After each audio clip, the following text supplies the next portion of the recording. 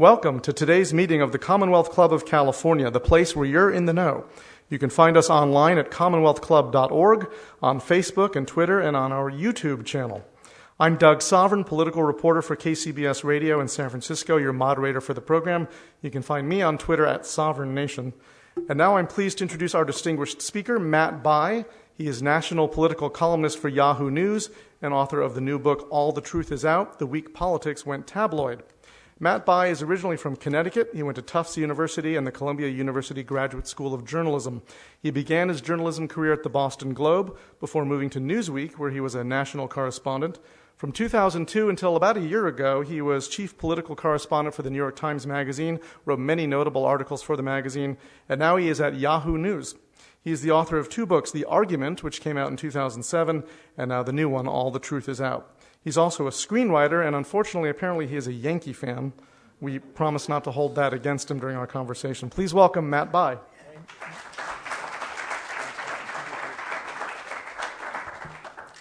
I don't think the folks of San Francisco have much to worry about in baseball today. I don't think I have to apologize for that. Maybe the other way around.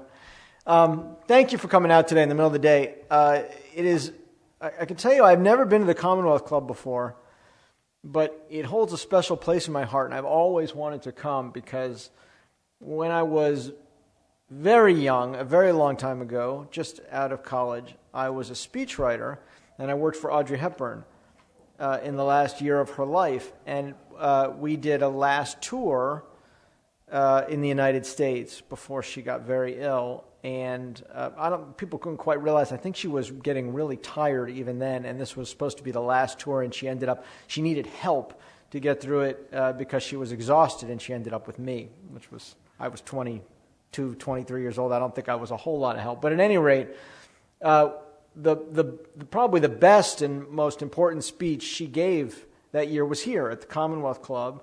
It was recorded, and we gave out those recordings for years, and I think, George, you have a quote on the wall somewhere from that speech, and so I've always thought of the Commonwealth Club in that way. And I learned something from watching Audrey, although I was not a movie buff, and she wasn't a close friend. I worked with her, on and off during that time. But I did. The one thing I learned, I think, young watching Audrey, was that you can have all the facts and figures and research, and she did, and that was partly my job too, to go and find all the supporting evidence. But what moved people, aside from being a movie star, which helps, was speaking from passion, was speaking from the heart, and about the things she really cared about and the stories she really cared about, and that's what motivated her. And in a way, it's what brings me all the way to being here today. Because this started for me, this kind of strange journey, back in 2002. The end of 2002. I was a pretty new reporter at the New York Times Magazine.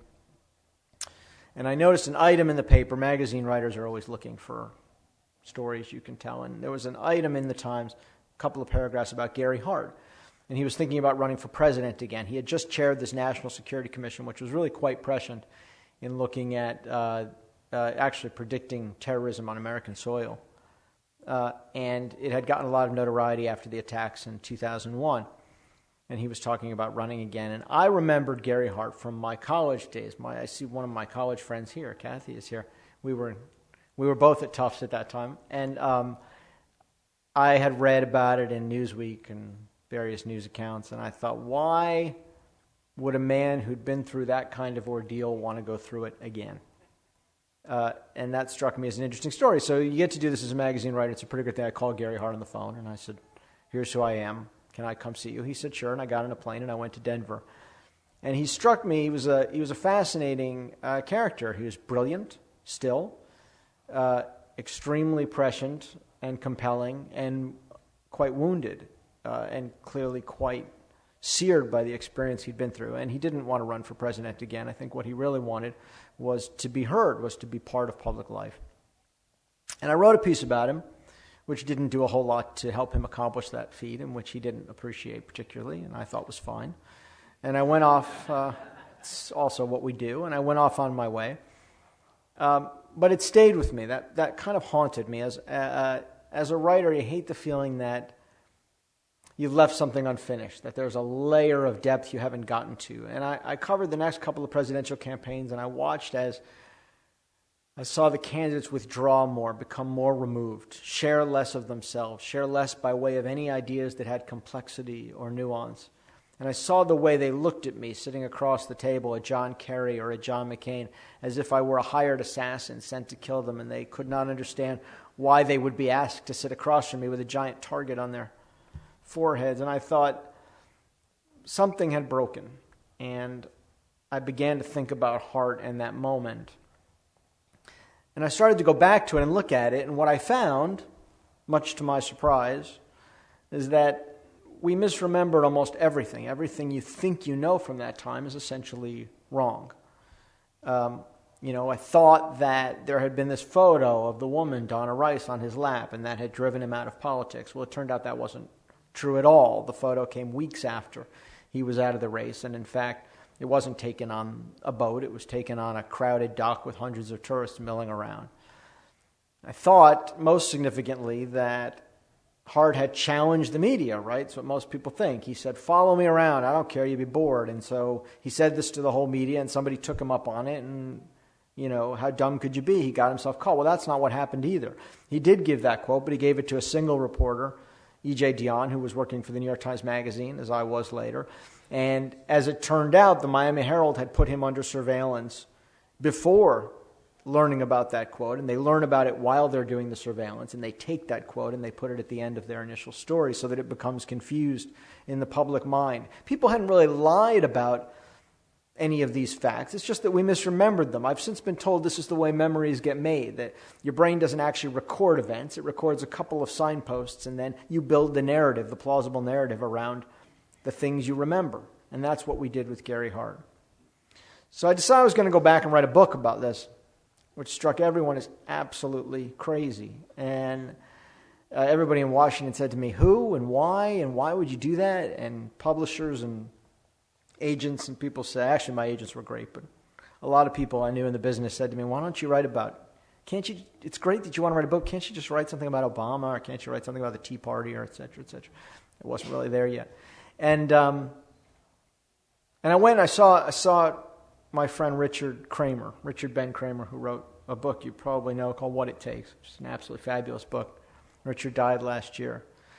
He was a singular talent of his generation and a great big personality. And he had written, of course, about Hart back in his book in the early 1990s. And I said to Richard, nobody thinks I should write my book, and everybody, maybe this, I said to Richard, as I said to my wife at the time, there's a fine line between being visionary and being obstinate. I think I might be on the wrong side of it. And Richard said to me, he had to know the way he taught, but he said, don't listen to those people. You don't write the story people want to read. He said, they don't know what a great book is. You tell them the story they need to hear. And this is the story I think people need to hear. Now, I won't get into all the events of it here, and I hope you'll read about it. But this is at its heart. It's discussed. The book's been discussed a little bit so far, as all things related to politics are, as competing arguments and theses. This book is a narrative. It's like a narrative of anything, whether we're talking about sports or business or any general nonfiction. The book is a story. It's an incredible, compelling series of events that we have largely forgotten that all unfolded over this 5-day span in 1987. And it's really a book built around characters. The central character in this group is Gary Hart himself. As Hart, you may remember or you may not, was really the Hillary Clinton of his day. He was 20 points ahead of the next Democrats in line. And by the way, they weren't even running for president. One of them was Lee Iacocca. I'm not even sure he's a Democrat, to be honest. And he was double digits ahead of George H.W. Bush, who was then the vice president. And Hart is a guy, he's this incredible character. He's a visionary. He can see around corners like no one in his time. He talked about stateless terrorism in the middle of the 1980s. He talked about energy dependence and how it would ultimately lead to war. He talked about the transformation of the manufacturing economy to the silicon chip-based economy. He was incredibly prescient in his time. But he could not see around one corner, tragically, one corner, which was the convergence that was happening in the society between politics and journalism and entertainment and celebrity. He didn't want to be a celebrity. And in Hart's view, that was perfectly reasonable. He'd grown up in post-Depression Kansas. He'd come of age during the Kennedy years. He'd become famous as a campaign manager for George McGovern in 1972. He had close friendships in the press corps. He'd separated from his wife a couple of times, and he dated in full view of Washington, and nobody ever wrote about it. One time he stays on Bob Woodward's couch for a while until Woodward says to him, you really got to get out of here. Nobody writes about it. And so in Hart's mind, what you do in your private life is private. What he doesn't quite see is what's happening in the larger culture. Because you have now the echoes of Watergate. You have a new generation of journalists coming in who want to be Woodward and Bernstein, who want to expose the lie no matter where it is, and who very fairly feel like they need to keep the country from getting another liar in the White House, who feel very badly burned by the idea of this person of low moral standing who somehow rose to become president on their watch, and the nightmare it caused the country. And they really want to keep that from happening again. You have changing attitudes toward adultery on the left, because suddenly after women's liberation, adultery is not funny anymore. You have the moral majority rising on the right, and for them too, the personal is the political. And then you have the advent of the satellite age. Suddenly you have the ability to go live from anywhere all the time. And this creates an entirely new definition of news. It's much more like a soap opera. That same year, before the Hart scandal, you have the Jim and Tammy Faye Baker thing. You remember this? With the preacher who's accused of statutory rape and the wife with the mascara and the whatnot. And then you have Fawn Hall and Oliver North, right? The Iran-Contra hearings are unfolding the very same week as the Hart scandal. Still to this day, nobody knows the facts of the Iran-Contra scandal. It's actually quite egregious, probably worse than Watergate on many levels. But all anyone remembers is that the secretary for Oliver North was stuffing papers into her skirt and into her boots. This was the effect of the new kind of news. Hart can be made to believe his private behavior is going to matter, but he can't for the life of him think that anybody's going to search it out. And then there's this moment in the book where he's come to New York to give a speech, and the tabloid media is for the first time covering politics, and they're hurling themselves onto the windshield of the car, literally. No politician has ever seen this. And they speed away, and they're speeding up Park Avenue in the car, and one of the news vans, they're trying to stay ahead of the news vans, and one of the vans leaps the median divider on Park Avenue to come after them. And Hart, in Richard Kremer's telling in the book, Hart's bewildered and he's scared in the back seat, and he says to kind of no one in particular, in what I think is a much deeper question than the immediate moment, why do they have to chase me? Because he can't fathom what's happening. And then you have, say, Tom Fiedler, a reporter for the Miami Herald, who gets the anonymous tip about Hart having an affair with a woman that he's met on a boat, that this woman is coming to Washington. And Fiedler leads the Miami Herald reporters in their stakeout of Hart at his townhouse. And you come to this remarkable moment in American politics, which I really think has so much been forgotten. I've had people that read the book and call me and say, I knew this happened, but I'm reading it and I'm going, I can't believe this happened. Where you have the presumed nominee of the Democratic Party, the most important Democrat in the country, literally pinned up against a brick wall in the alley next to his townhouse, wearing a white hoodie late at night, while 4 reporters in the Miami Herald shout questions at him. Who is the woman in your house? Do you know her? Have you had sex with her? How long have you known her? This has never happened before. And in that oil-stained alley, on that ground, I think that the ground of American politics and journalism shifted in a way that would have happened anyway, but that happens there in that moment. And then you have Paul Taylor, who was a star reporter for the Washington Post, the heir apparent to the great reporters of the Post, the David Broders of the world. He's comes on the Hart campaign because Hart's the guy who's probably going to get elected president. And Taylor considers himself a very serious and substantive journalist, and he'll come to this moment in New Hampshire where Paul Taylor finds himself in a packed ballroom off the Dartmouth campus, filled with media, sweat-soaked. It feels like it's 100 degrees. Nobody's ever done this kind of crowd control, this kind of tabloidy news conference before. There's an aide literally down on all fours trying to block Hart from the reporters.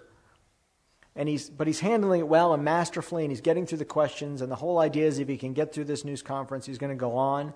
And Kevin knows this better than I do. Kevin Sweeney's here, who was Hart's press secretary at the time. You can correct me if I get any of this wrong. You don't mind me pointing you out, do you? No, you're all right. And Taylor says in front of the assembled news conference, he walks him through a series of questions. He says, Senator, do you consider yourself a moral person? Are you a moral leader? He says, yes. He says, do you consider adultery to be immoral? Hart says, I suppose so.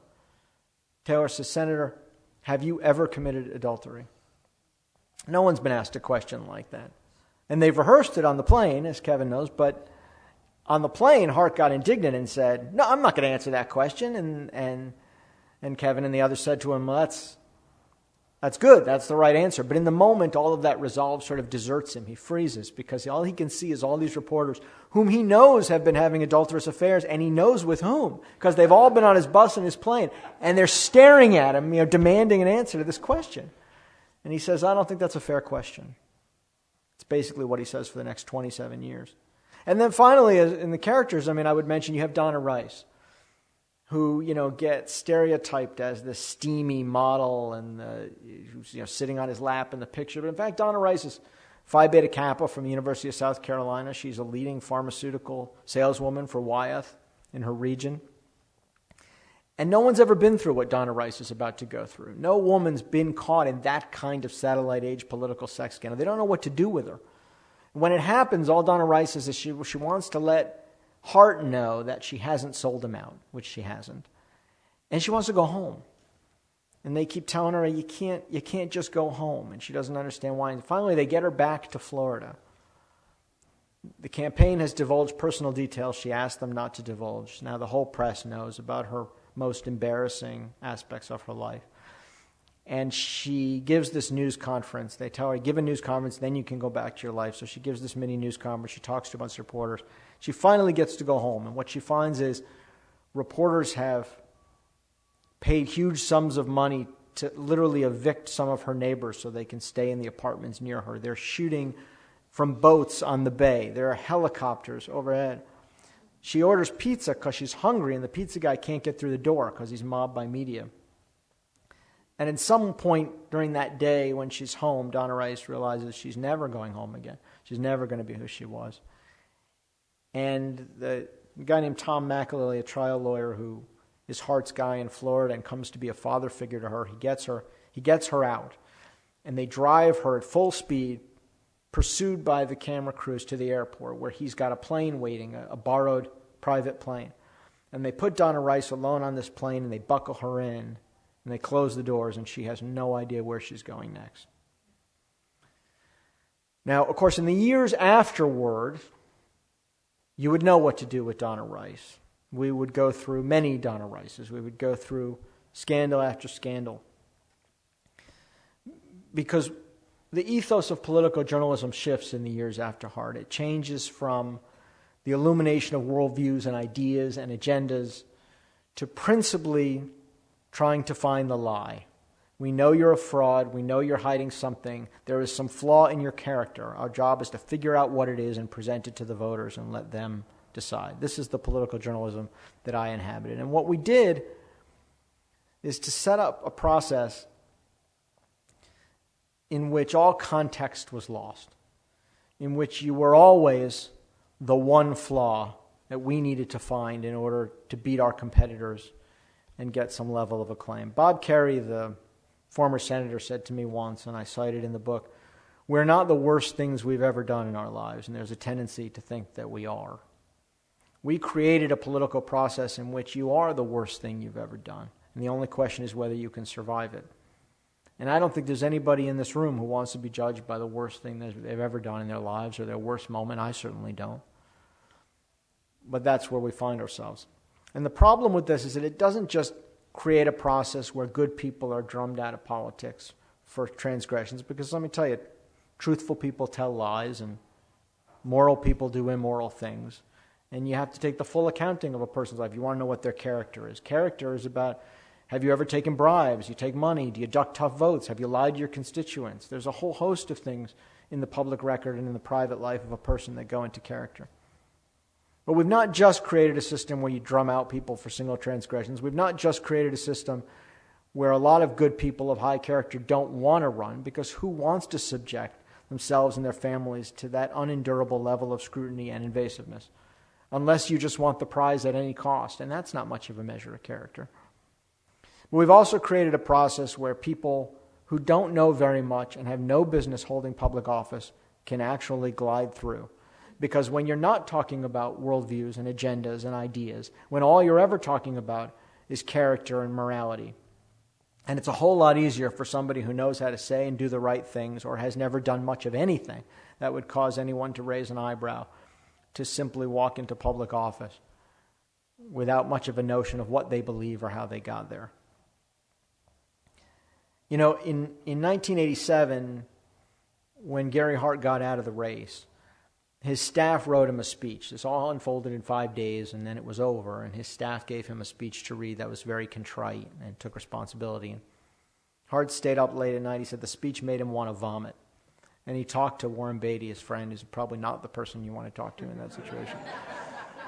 And Beatty convinced him to speak from his heart, essentially to give a Bulworth-type moment long before he made the movie Bulworth.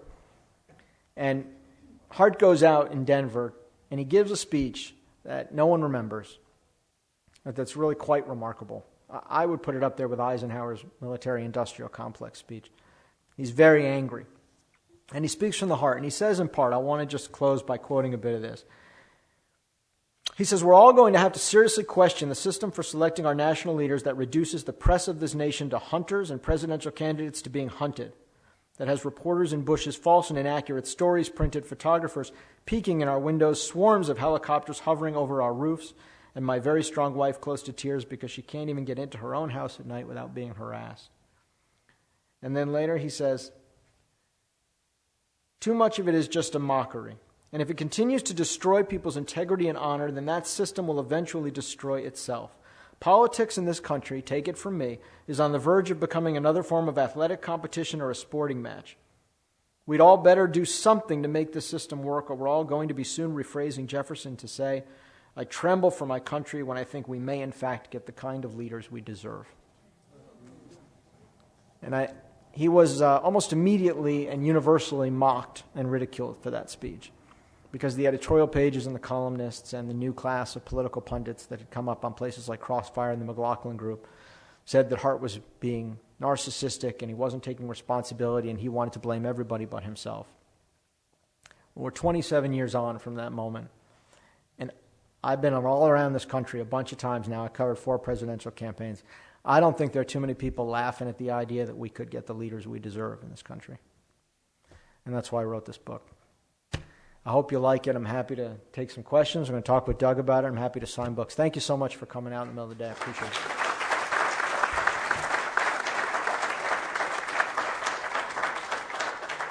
Matt Dye, national political columnist for Yahoo News, author of the new book, All the Truth Is Out, The Week Politics Went Tabloid. We're just going to get Matt's mic hooked up. Should be plugged in. Is mine connected? I think it's there we go, Happens yeah. to me every morning, too. And if you haven't read the book yet, it is as compelling as what Matt was just presenting to you. It's that kind of riveting narrative. Now it's time for our audience question period. We have a lot of questions from the audience, a lot to talk about. We could probably do this for a couple of hours, not just 1 hour. A couple of things, though. You know, I'm wondering, if you Google Gary Hart, it'll come up that he had an affair with Donna Rice. That's what it says. Yet, in fact, you talked about memory and how we remember it. He denied it staunchly. I believe she did, too. I told you before that was the first presidential campaign I ever covered, and he was the first candidate I ever got to interview, and he denied it. Why is it that everyone still remembers it? Oh, Gary Hart, he's the one who had the affair with Donna Rice, when in fact, for all we know, it was an innocent, it wasn't an actual affair necessarily. I mean, worse, Doug, it's not just the affair. I defy you to Google Gary Hart without coming up with that infernal photo of the boat and Donna Rice on his lap. He recently traveled at the request of Secretary of State Kerry to, I wonder if he ever has that problem, to Northern Ireland, where he was as an envoy. And the Irish press wrote about Hart, and what do they illustrate their story with about the peace talks? The picture on the boat with Donna Rice. So, you raise an interesting question, which is what do we know about what happened, right? Hart has always said he didn't have an affair. He also said the details were nobody's business, and he's held to that for 27 years. We have learned, I think, from Bill Clinton, if not before, that politicians are as capable of talking about sexual indiscretion in great technicality as the rest of us. I think one of the things I really wrestled with in doing the book was how much did we need to know and how much did I need to know? And if you're writing a book about where the lines should have been drawn or what's relevant to the character of leaders, where do you draw your own line? And I won't give away there's not a ton of suspense in the book. I will spoil it for you. He does not become president. But I won't. But I think I won't. Get into how much I ultimately. But it is a theme. It's a subtext of the book, which is how much do we need to know, and what does it matter? I will say this about this, Doug, which is, this is the question I pose to people, and it's worth raising because you mentioned this point about what he has said all these years. When we think about character, I think this is an important question for my industry. When we talk about character, and sometimes private transgressions really matter, and I wrestle with this a lot in the book. It's not like you can just say it never matters, because sometimes it really does. But what is character? Is it the person who will say and do whatever he must, share whatever detail of his life you want, drag his wife and his family in front of any amount of cameras, find any way forward, any formulation of language because he has to have the prize? Or is character the guy who says for 27 years, I could get all my life's ambition back if I were willing to emote on national TV or talk to Oprah or write a tell-all, but I'm not going to do it because it's none of your business and because I don't believe that's what leadership is about. Because I would submit to you that for a long time before 1987, that kind of sticking to conviction and stubbornness and knowing what you believed was integral to what we considered leadership in American politics. And since then, our very definition of political leadership has changed, and I'm not sure it's changed for the better. Now, in the generation since then, we've obviously seen very many scandals and affairs and all sorts of things. And it is now the de rigueur response is you confess, you seek redemption and forgiveness, and you can make a comeback. Mark Sanford, Anthony Weiner, Bill Clinton. Just 4 years after Gary Hart, Bill Clinton, he gets elected president twice. Right. What was it about Hart? Is it just his personality and the way he thinks and is that kept him from doing that? And the fact that it's changed so much that now politicians understand that something like this does not necessarily mean the end of your career. Yeah, well, I think it's important to see that in a larger context. I don't think that is just about Hart. I mean, yes, he does have a personality. He's Western and reticent and not emotive and stubborn. And there's actually an interesting memo I cite in the book where at some point in 1987, I think in writing to his aides, he says, they've been telling him he's a little too reticent. He doesn't share basically enough. And Hart says, that's just Western toughness and mystery, and Ronald Reagan embodies it, and that's, to me, that's people will respond to that. That's leadership. I mean, he really has this. He has an almost outdated view of what this new sort of boomer generation expects in a politician. But I think you have to look much larger than Hart at that question, because I don't think there are many politicians, including those we admire most and build memorials to in the 20th century, certainly, who would have been willing to share the details of their sexual lives or their families or weep on television or whatever it was in order to keep their political careers intact. I think that is a fundamental characteristic of the post-Hart political era. And so what you have to ask yourself is have we created a process in which the people who succeed, and therefore the people who are drawn to the process, are those who have figured out how to navigate scandal and don't mind obfuscating and don't mind oversharing. And I mean, Mark Sanford wrote a 3,000-word Facebook post about his custody battle. Do we need that? Did we need that? But the point isn't, Mark Sanford survives as a politician because he's willing to do a 3,000-word Facebook post on his custody battle and how mean his ex-wife is to him. The point is that we've created a process that rewards the person who does the 3,000 word Facebook post more than the other person, and actually looks pretty good to the person who's willing to do the 3,000 word Facebook post, because there's a kind of narcissism involved in that, and we have disincentivized people of stronger centeredness and sense of themselves and sense of their own self-worth and security from wanting to be part of our political process. And those, unfortunately, I think that is those are traits integral to the kind of leadership required to navigate profound economic and international transformation. Because sometimes somebody's going to tell you a lot of things that you don't want to hear, or that are going to scare you. And the person who just wants to be loved at all costs is not the person who's going to tell you that truth. And we don't have a lot of people telling those truths right now. And if anything, that quality is accelerating with Twitter and Facebook and the oversharing. We're seeing more and more of the narcissism and it's all about me, and that is being, people become celebrities just for how many likes they have, something like that. So are we past the point of no return, or is there any way to recover that earlier time, or it's just going to get worse, not to be cynical from here on out? I mean, Gary Hart's a guy who wrote, this is a guy who wrote his own memoir. He wrote the entire introduction to his own memoir in the third person, calling himself this Odyssean. So, I mean, that's pretty much the opposite of narcissism. I don't know what you call that. I have trouble with this question because I'm not a prescriptive writer generally. So, I tell my kids what they should do, and I'm happy doing that. But I don't have a chapter at the end of this book. It's like the 10 things we all need to do to be better people or better journalists. I believe that you illuminate what you really think is happening for people, and they make decisions.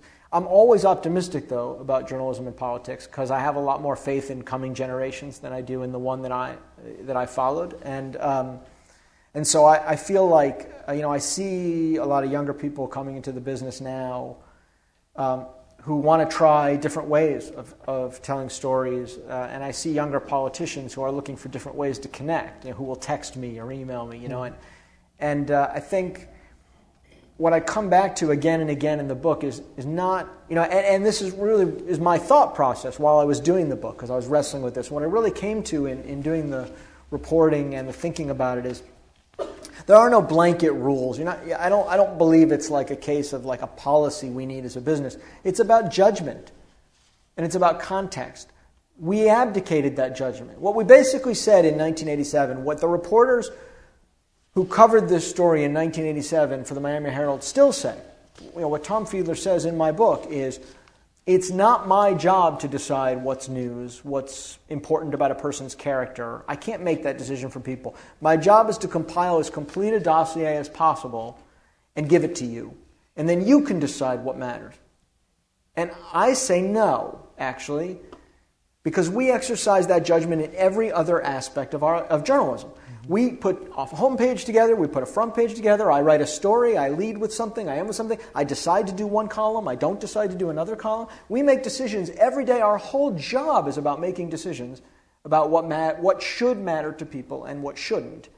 And then, only when we get to this realm of scandal or sex or character do we say, we abdicate suddenly. We say, oh, no, I can't make that call. That's for the voters.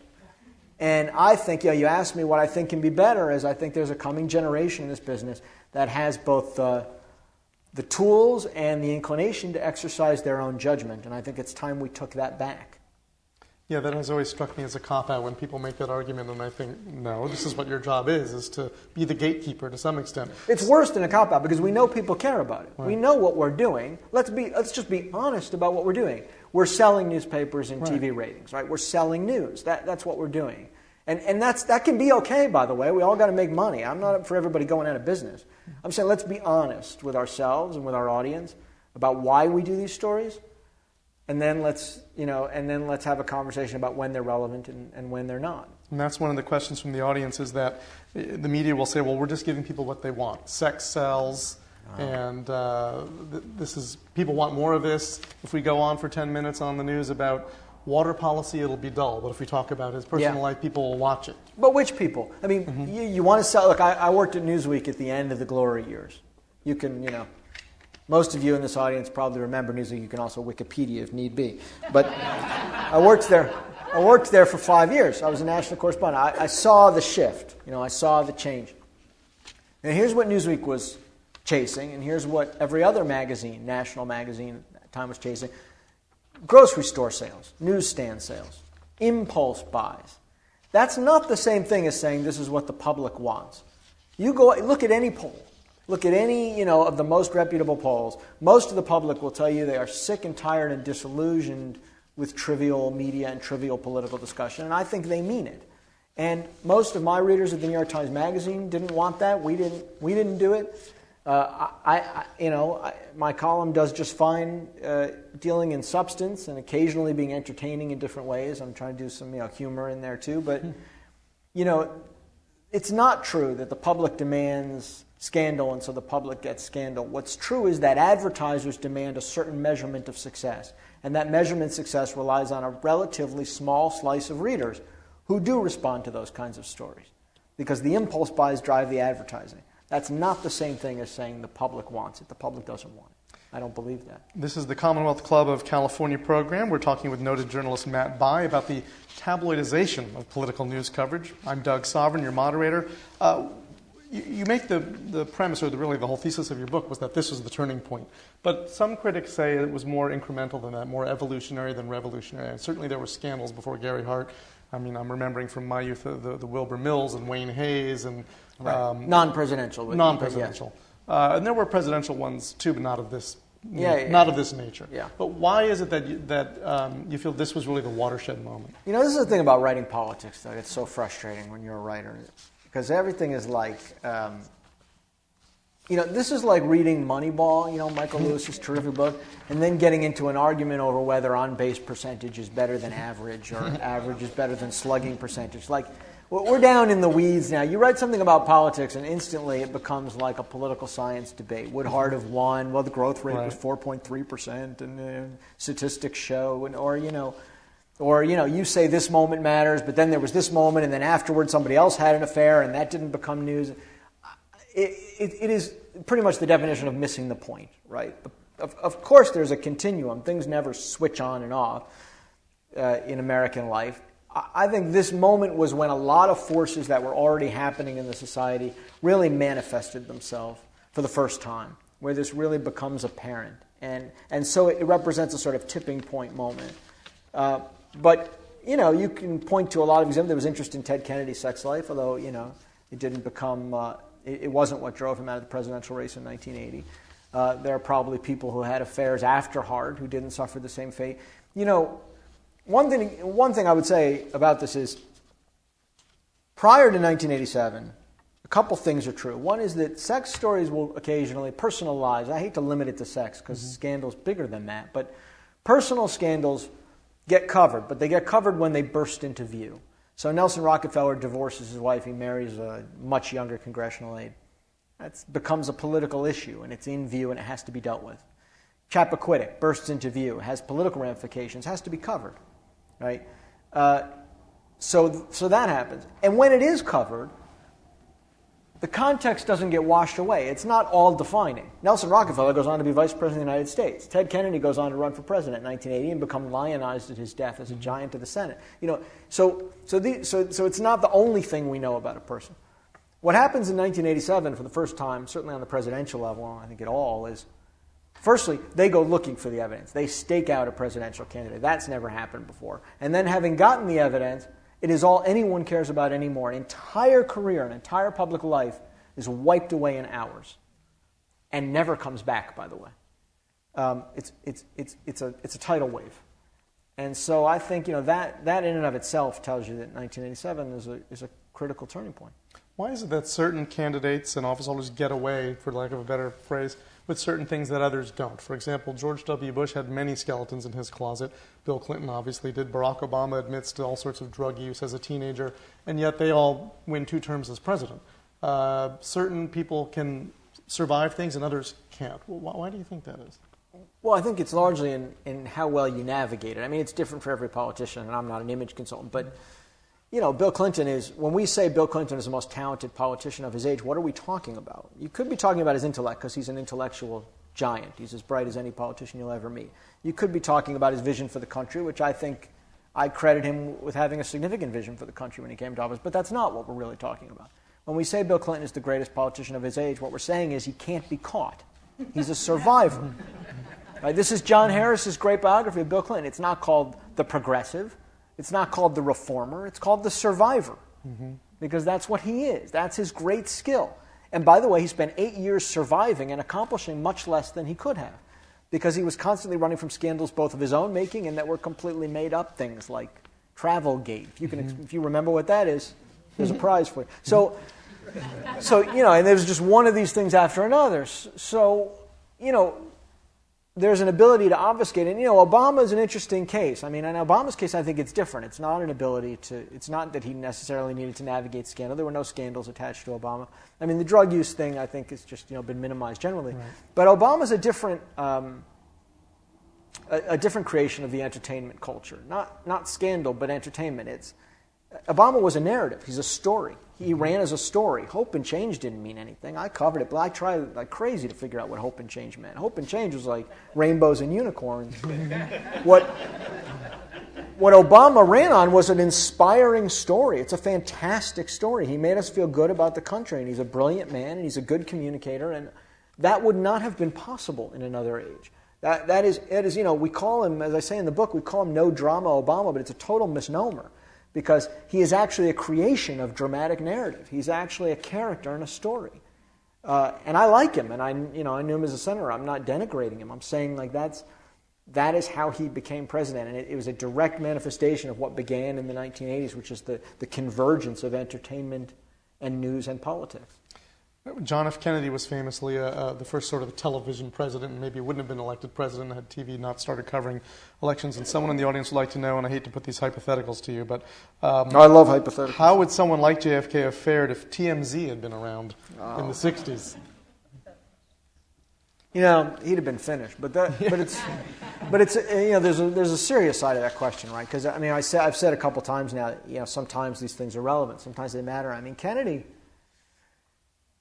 We now know, and Hart knew. Hart was the youngest member of the Church Commission, so he was on the vanguard of this. They were the first ones to uncover the details about Kennedy's activities. I mean, we now know he was having an affair with a mobster's girlfriend. I mean, I'm not a conspiracy theorist, but did it get him killed? Possibly. I mean, there were things going on there that we probably should have known. And ironically, it's very interesting that Ben Bradlee, who was the hero of Watergate, right? The most famous editor of his generation, and arguably the most famous newspaper editor in American history, along with Horace Greeley or something. Ben Bradlee was there with Kennedy.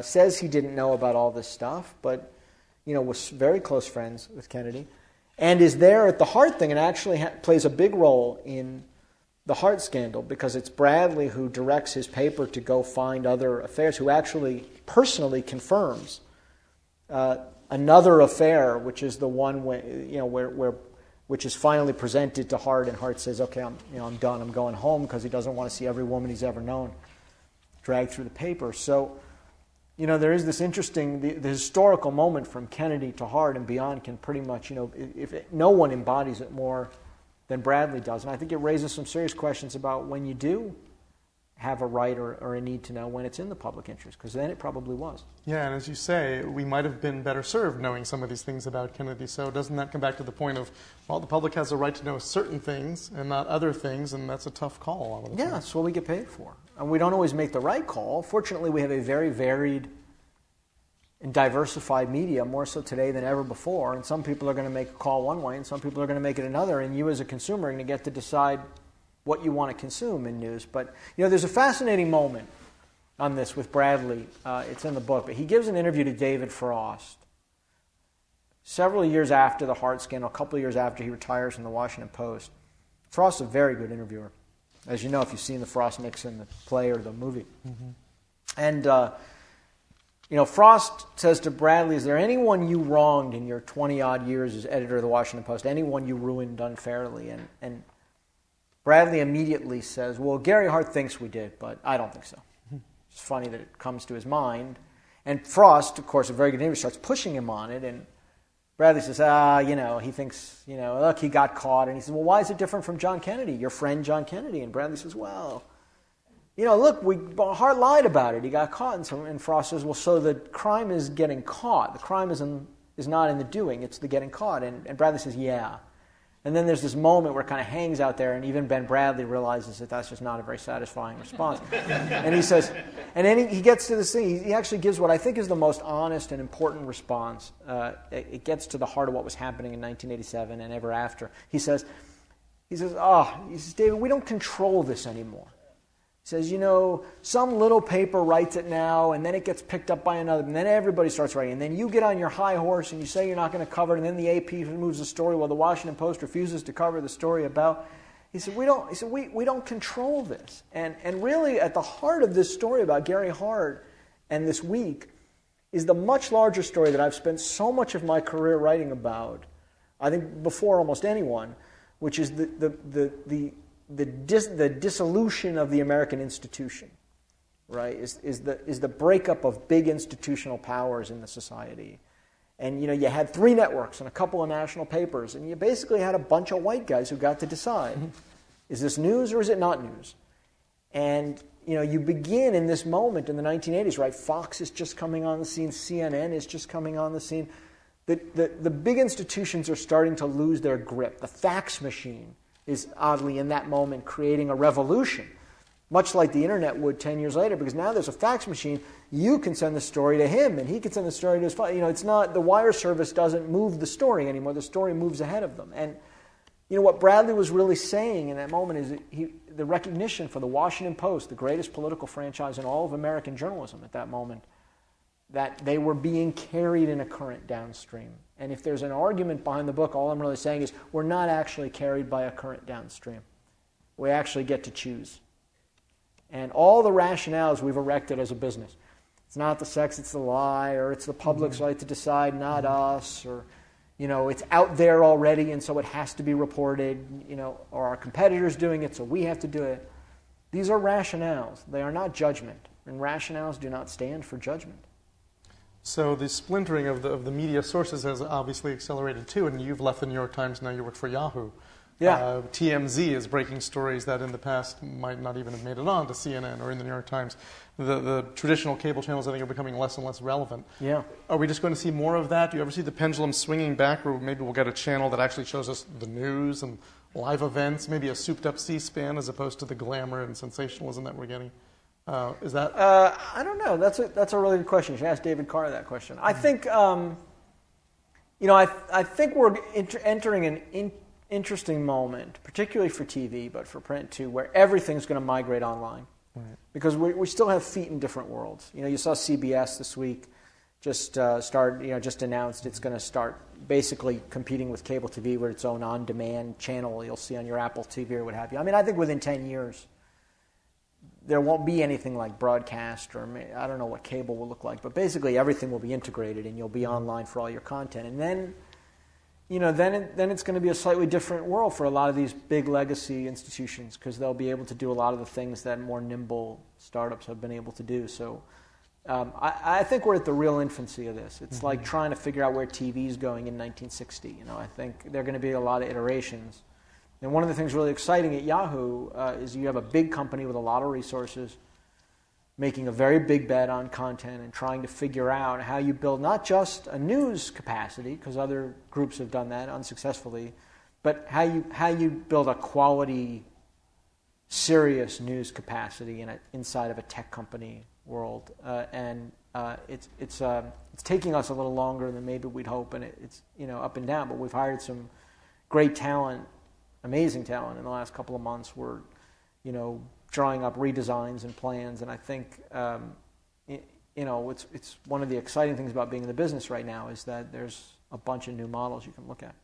So what can we expect from Yahoo News in terms of political coverage? Is this going to be serious, comprehensive? Oh yeah.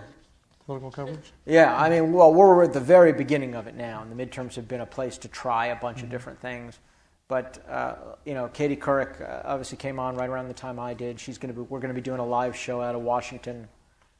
The midterms tonight. We did our first live streaming broadcast the the night of the president's speech on ISIS.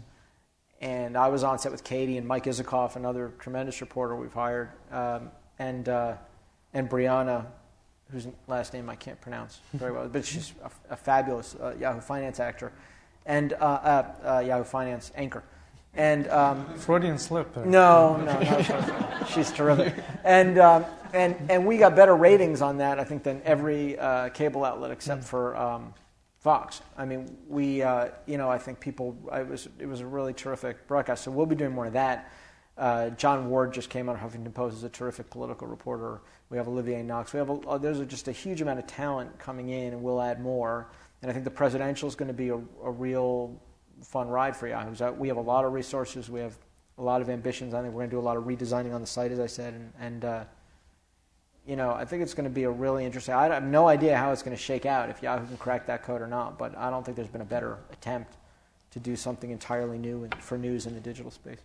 One of our audience members asks, why do you think we hold our political figures to such a higher standard than anyone else? Why is there such a discrepancy between the airing of personal lives in the political process as opposed to business leaders, sports leaders, although we're seeing that change of late in particular, but crimes are being committed in that case. But why do we demand this perfection of our political candidates that we don't necessarily care about in other realms? Well, I'm not sure that's true. I mean, I think I actually take a slightly different view in a couple senses of that question. Mm-hmm. Personally, I think we should. I actually think we should hold politicians to a higher standard than sports coaches and players, or maybe business leaders. I mean, they're public servants. We elect them, we send them to do our business, and what they do is critically important. Although it's easy to forget because they haven't done anything in a while. So I have no problem with I have no problem with rigorously and seriously assessing the character and the moral fitness of people who want to serve. I'm only saying that I think we need some context for what character is, and to understand that people make mistakes, they misspeak, they do stupid things in their personal lives, and a lot of them have long public records to tell us a lot more about who they are. So I don't think it's wrong to hold them to a higher standard. I also think what we've actually done is begin to treat them a lot more, unfortunately, like we treat athletes or certain other kinds of celebrities or actors. Or I mean, I don't know. You could make the same argument about Tiger Woods. Tiger Woods, do we need to know how many women Tiger Woods has been having affairs with to know if he's a great golfer? Can we not root for him? Is there a reason that I tell my kids be like Derek Jeter? I mean, Derek Jeter's a great guy, but there's other athletes who are not great people, who are great baseball players, right? So, I mean, is that, in a way, what we've done is actually conflate politics with a lot of these other things, when I think it really should be held out separately, because it's just a very serious and very consequential endeavor, and much as I love baseball, it's not. If you lived here, you'd tell them to be like Buster Posey. If you lived here, it would seem very consequential at the moment. But Yankees I would tell them to be like Buster Posey. I have no problem with that. And now that Jeter's gone, I don't know, who do you look up to? David Wright. Someone also asks, in an era of staff cutbacks at the New York Times, where you used to be, CNN, other major organizations, my own, CBS, is it easier to cover gossip than real news? Is it easier to assign someone to cover something that they think is titillating as opposed to something of substance?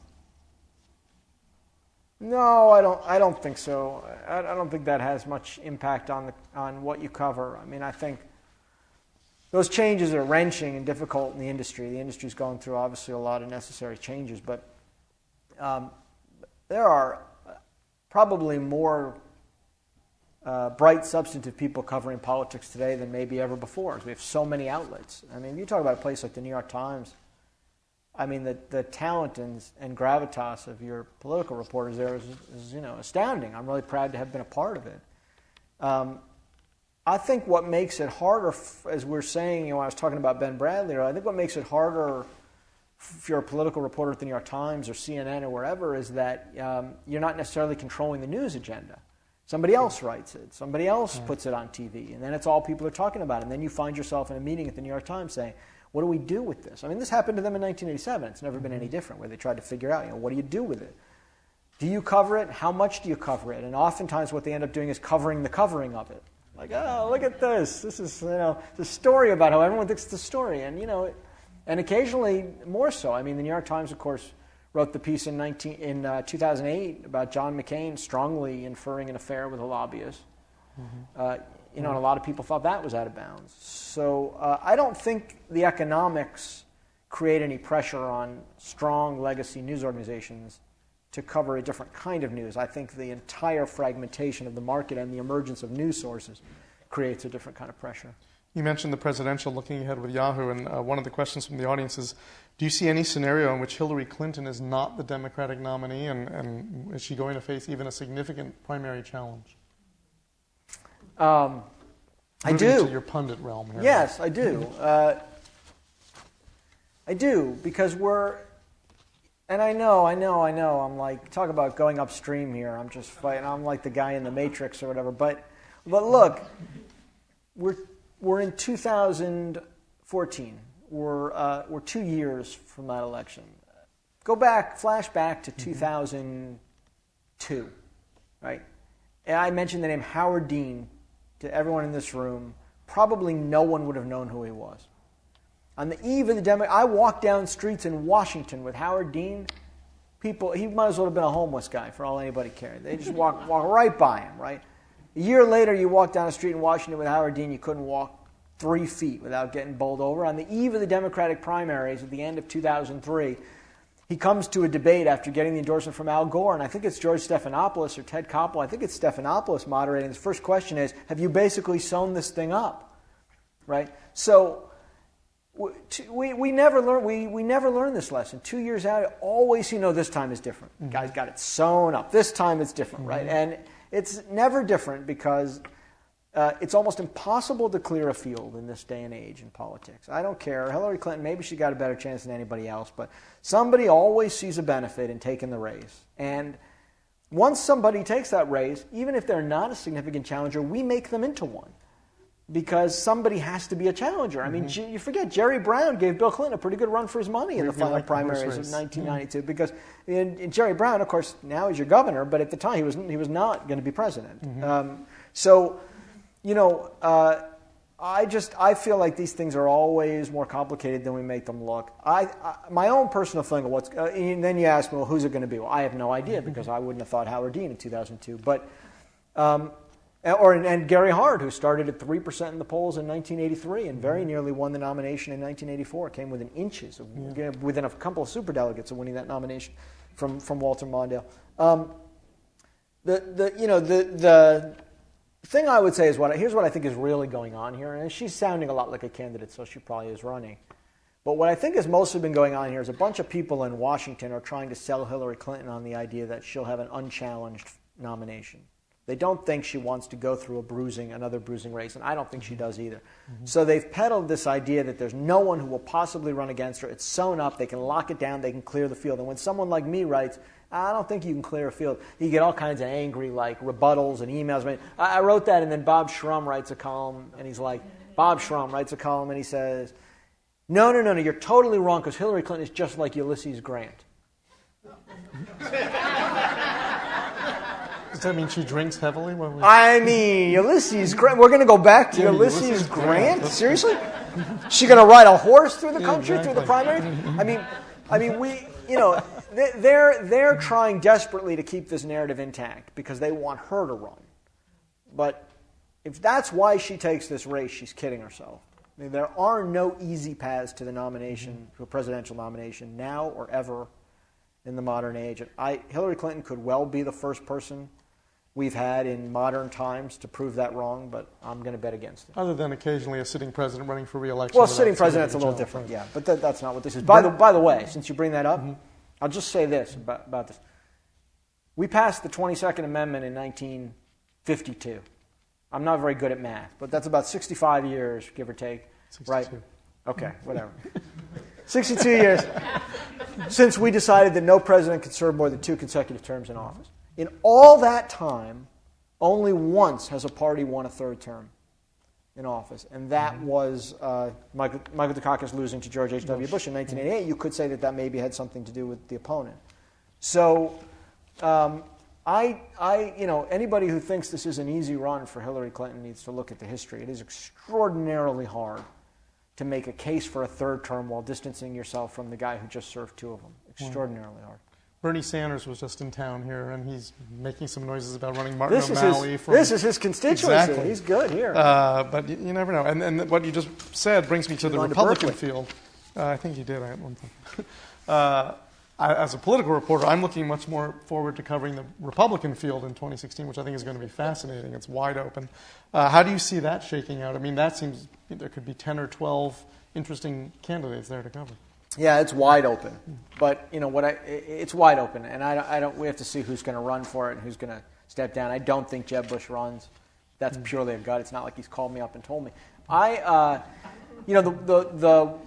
The one thing I think about, the one really erroneous piece of conventional wisdom I think on that is people who say, well, look at this Tea Party group. Like, you can't get through the Republican primaries as a moderate. You can't get through the Republican primaries. Chris Christie can't get through the Republican primaries. Jeb Bush can't get through the Republican primaries. They're going to nominate, Tom Tancredo or Ted Cruz or whatever.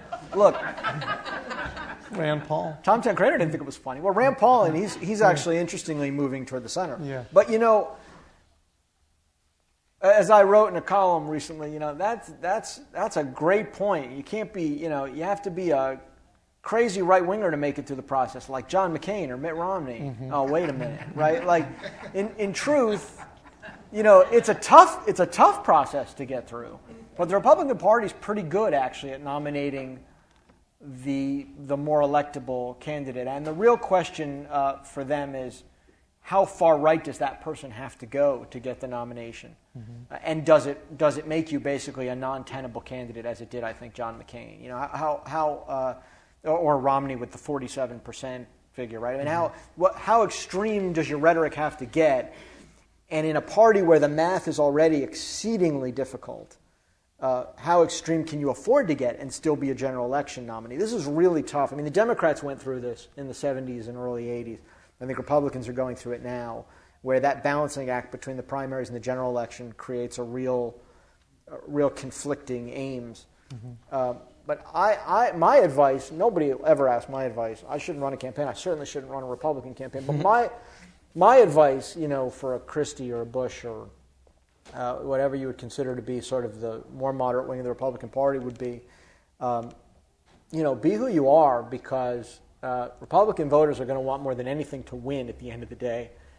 And the only mathematical chance a Republican presidential candidate has in a general election right now is not coming through the primary sounding like a Tea Partier, because I don't think the public wants that, and I think you can't simply get by on the votes of older, whiter Americans. You really, it's just not where the electorate is. So I think there's an opportunity, but I think it takes some significant conviction and courage for somebody to do that. Interesting question from someone in the audience. They bring up Elizabeth Warren and say this is someone who seems authentic and a sort of a new breed of politician who seems honest and sincere.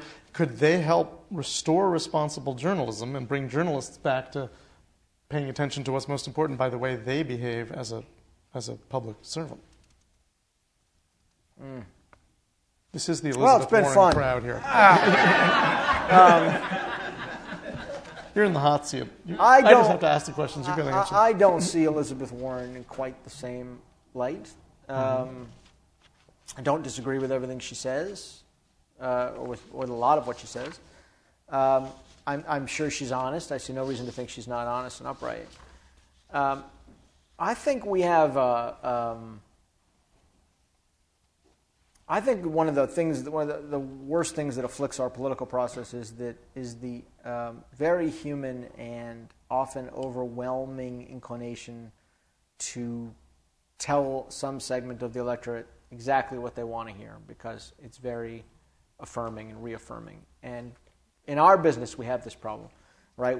They look at any editorial page, and my own sense is that we're here to challenge your preconceptions and make you think about things differently. But there's a tremendous reward to be gained by just telling you that everything you already think is good enough. I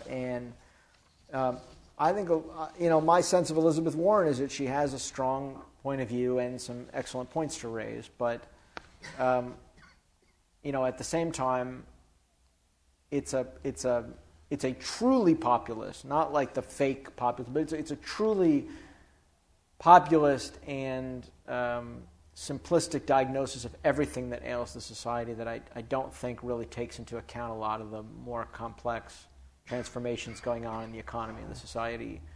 And I think it seeks to exploit a lot of anger. Mm-hmm. So for the same reason that I don't think Paul Krugman is the best journalistic voice for the complexity of the modern moment, I don't think Warren is the person who necessarily leads a political process back to productivity. And I certainly don't think she's the person to save journalism. She might be the person to campaign in New Hampshire this week, but I'm not even sure about that. All right, I'm afraid we're out of time, and our thanks to Matt Bai, national political columnist for Yahoo News, author of the new book, All the Truth Is Out, The Week Politics Went Tabloid. We'd also like to thank our audiences here in the room and on radio, television, and the internet. And I do want to remind everyone who's in the room that we have copies of Matt's new book on sale in the lobby. He will be more than happy to sign them for you after the program, and we appreciate your letting him make his way out to the signing table as quickly as possible. I'm Doug Sovereign, and now this meeting of the Commonwealth Club of California, the place where you're in the know, is adjourned. Thank you. Thanks.